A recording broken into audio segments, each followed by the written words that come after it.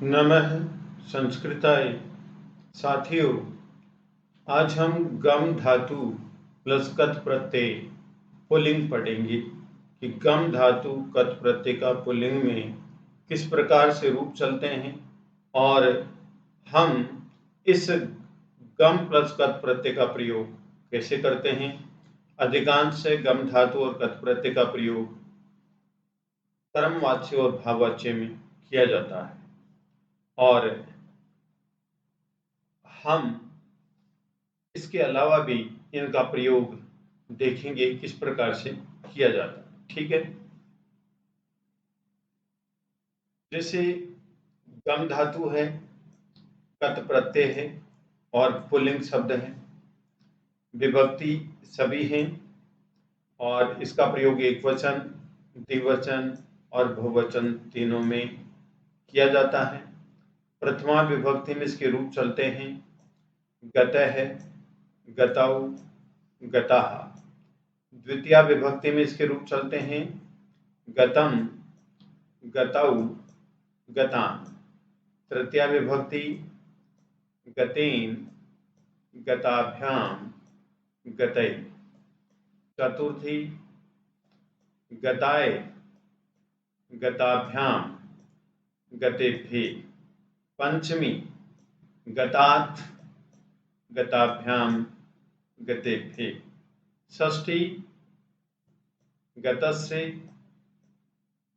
गतयोः, गतानां।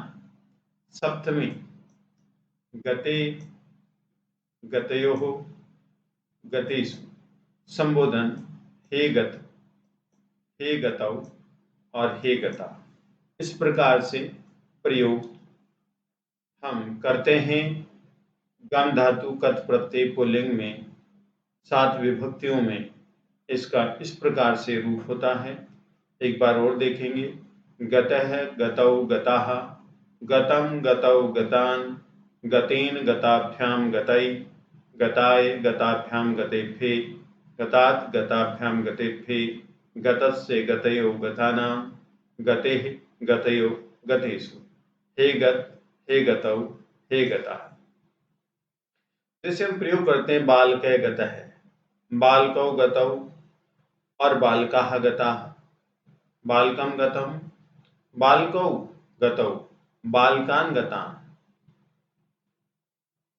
या इस प्रकार से हम कर सकते हैं गतेन बालकेन, गताभ्याम बालकाभ्याम, गतै बालकै, गताय बालकाय, गताभ्याम बालकाभ्याम, गतेभ्यः बालकेभ्यः, गतात् बालकात्, गताभ्याम बालकाभ्याम, गतेभ्यः बालकेभ्यः, गतस्य बालकस्य, गतयो बालकयो, गतानां बालकानां, गते बालके, गतयो बालकयो, गतेषु बालकेषु। हे गत, हे बालक, हे गतौ, हे बालकौ, हे गता, हे बालका।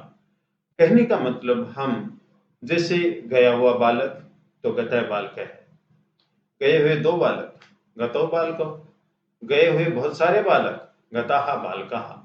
इस प्रकार से हम प्रयोग करते हैं। गए हुए बालक को तो लिखेंगे हम गतम बालकम, गए हुए 2 बालकों को गतौ बालकौ और गए हुए बहुत सारे बच्चों को गतान बालकान। इस प्रकार से इसके प्रयोग किए जाते हैं।